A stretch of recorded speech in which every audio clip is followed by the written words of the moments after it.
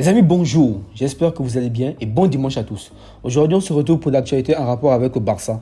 On a du nouveau concernant les blessures de Araujo et Koundé, du nouveau concernant De Jong, du plan ingénieux du Barça pour ramener Messi, du nouveau concernant Busquets, etc.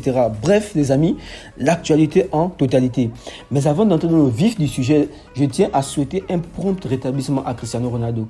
Je ne suis pas un pro CR7 et encore moins un de ses fans, mais je tiens à lui souhaiter un prompt rétablissement. Humainement, je suis touché face à ces images et footballistiquement, que l'on aime le joueur ou pas, que l'on préfère Messi ou pas, il faut reconnaître que CR7 est un monument éternel de ce sport et je ne peux que lui souhaiter un rétablissement des plus fastes et un retour à son football. Ok, on va commencer. Donc, on commence avec les cas Koundé et Araujo. Apparemment, d'après les tests qu'ils ont réalisés, leurs cas ne sont pas si graves qu'on le pensait. Les deux joueurs espèrent être là pour le Classico. En tout cas, pour Araujo, on parle d'une indisponibilité de 2-3 semaines. Mais après, les amis, pour être sincère, pour être franc, un doute se crée en moi, une sorte de crainte. C'est la crainte d'avoir à nouveau un Umtiti 2.0 qui refuse de se faire opérer et après peine à revenir au haut niveau. D'abord, concernant le cas de Koundé, c'est moins grave. Le joueur a juste dit qu'il travaille pour pouvoir être présent au Classico. Et lui, comme nous, on espère qu'il y sera. Ensuite, concernant Araujo, les amis, monsieur refuse de se faire opérer. Il est convaincu de pouvoir jouer la Coupe du Monde et il dit même pouvoir et vouloir être là au Classico. Donc, sincèrement, moi, ça m'amène à me poser quelques questions, ou du moins, ça m'amène à me poser une question. Et si jamais vous avez la réponse, donnez-la moi en commentaire, s'il vous plaît. Lequel des matchs entre le Classico en Liga et le match face à l'Inter en Ligue des Champions est le plus important? Parce que je ne suis plus sûr de suivre les priorités au niveau de mon club. Oui, il est vrai qu'historiquement, le Barça dispose souvent très vite de l'Inter. Mais ce n'est pas une raison de les négliger. Parce que j'ai l'impression qu'on les néglige. Et si je me fie aux réponses données par nos joueurs qui n'ont en tête que le Classico, or, le match face à l'Inter est bien plus important. C'est une qualification qui se joue ici, en fait. Bref. Dites-moi ce que vous en pensez dans les commentaires par rapport à ce sujet. Après, les amis, une question se pose encore. Doit-on s'attendre à voir un retour continu des Piqué avec les blessures de Araujo et Koundé? Pour être franc avec vous, si Piqué joue comme il a joué en fin de saison l'année dernière, c'est-à-dire sous le début de l'ère Xavi, si Piqué joue comme il a joué à ce moment-là, je ne suis pas contre.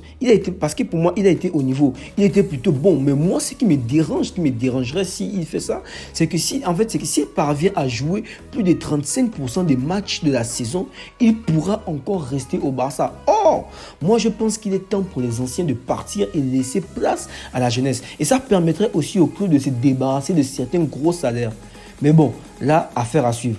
On continue avec le cas Busquets qui aurait démenti les informations comme quoi il partirait à la fin de saison. Il a dit que lui-même ne sait pas encore et il n'y a encore rien de sûr. Les amis, une fois de plus, les médias rapportent des rumeurs juste pour faire leur buzz. Mais après, pour vous donner mon avis sincère à moi, je pense qu'effectivement, il partira en fin de saison. Mais après, ça ne reste que mon avis. On continue avec le cas de Jong. Apparemment, Frenkie de Jong et Laporta auraient trouvé une entente concernant le salaire de Jong et son départ dont on parlait en début de saison. Ils sont convenus entre les deux que le joueur resterait mais qu'il baissera son salaire à la fin de la saison. Les amis, on voit une fois de plus que le joueur aime le club et qu'il veut rester à Barcelone. Il avait été énervé lui-même d'entendre que le club serait gêné de son futur gros salaire par la presse.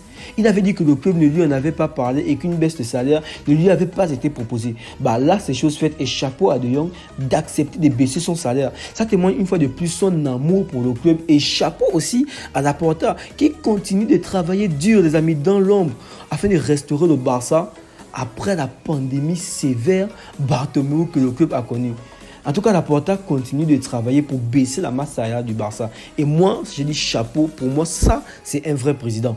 Ensuite, les amis, on arrive au cas Messi.